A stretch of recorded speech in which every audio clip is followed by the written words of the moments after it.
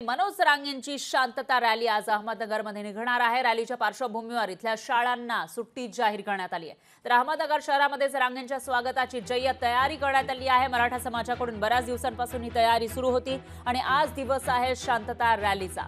मनोज रांगे मात्र रुग्णालयामध्ये दाखल आहे, त्यामुळे रॅलीबाबत साशंकता व्यक्त केली जाते।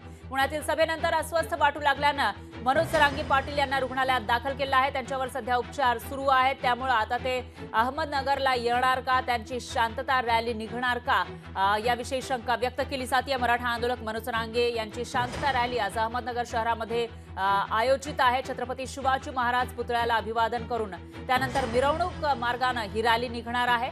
4 वाजता चौपाटी कारंजा इथं रांगेंच्या सभेचं आयोजन करण्यात आलंय, पण मनोज रांगे पाटील यांची तब्येत बिघडल्यामुळे सध्या ते पुण्यातील सह्याद्री रुग्णालयात उपचार घेत आहेत। आणि याविषयी अधिक माहितीसाठी आपले प्रतिनिधी संतोष शावारे हे अहमदनगरमधून आपल्या सोबत जोडले गेले आहेत। संतोष, काय सांगाल? एकीकडे मनोज रांगे पाटील पुण्यामध्ये उपचार घेत आहेत आणि दुसरीकडे आपण बघितलं तर अहमदनगरमध्ये मात्र रॅलीची जोरदार तयारी सुरू आहे। कसं चित्र तुम्हाला दिसतंय आणि मनोज रांगे पाटील येतील का याविषयी शंका उपस्थित केली जात असताना मराठा समाजाकडून किंवा जे या रॅलीची तयारी करतात त्यांच्याकडून काय प्रतिक्रिया येते?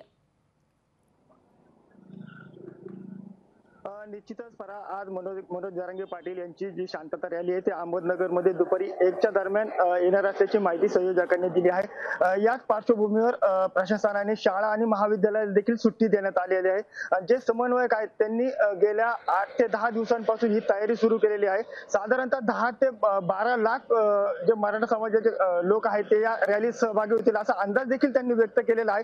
त्याचबरोबर 2500 जे समन्वयक आहेत त्यांची देखील नियुक्ती केलेली आहे। ठिकठिकाणी अन्नदान असेल, पाणी वाटप असेल, असे अनेक उपक्रम देखील त्यांनी या ठिकाणी ठेवलेले आहेत। आपण जर पाहायला गेलो तर काल सायंकाळी पुण्यामध्ये त्यांची प्रकृती खालावल्याने त्यांना सह्याद्री हॉस्पिटलला इथे दाखल करण्यात आलं होतं, मात्र अद्यापही त्यांची प्रकृती जी आहे ती डॉक्टरच्या निगराणीखाली ठेवण्यात आलेली आहे। त्याच्यामुळे मनोज जरांगे पाटील यांचा जो दौरा आहे तो अहमदनगरमध्ये होणार का याबाबत जी साशंकता निर्माण झालेली आहे। जे कार्यकर्त्यांचं म्हणणं आहे की मनोज जरांगे पाटीलची ही रॅली आहे ती दुपारच्या नंतर अहमदनगरमध्ये सुरू होणार आहे आणि मिरवणूक मार्गाने ही जी रॅली आहे ती दिल्ली गेट येथे येऊन याचा समारोप होणार आहे आणि त्याचबरोबर संध्याकाळी 8:30 वाजता त्यांची पत्रकार परिषद देखील होणार असल्याची माहिती संयोजकांनी दिली आहे।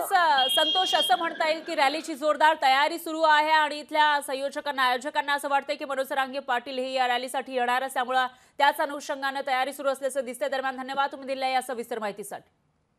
आणि यानंतर पुण्यातून आपले प्रतिनिधी चंद्रशेखर भांगे हे आपल्यासोबत थेट जोडले गेले आहेत। चंद्रशेखर, काय सांगाल? आपण आताच संतोष शावारे यांच्याकडून अहमदनगर मधली जी अपडेट्स आहेत ते जाणून घेतली। तिथे तयारी ॲज इट इज सुरू आहे, त्याच्यामध्ये कोणताही बदल करण्यात आला नाहीये, पण दुसरीकडे पुण्यामध्ये मनोज रांगे पाटील उपचार घेत आहेत, त्यांची स्थिती सध्या कशी आहे?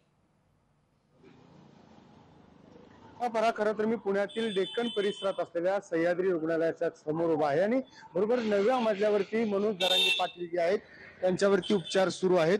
मनोज जरांगे पाटील यांची काल पुण्यातील जी रॅली झाली त्या रॅलीनंतर मनोज जरांगे पाटील यांची प्रकृती खालावली होती आणि त्यानंतर अगदी जवळच असलेलं हे सह्याद्री रुग्णालय आहे आणि या ठिकाणी त्यांच्यावरती उपचार सुरू आहेत।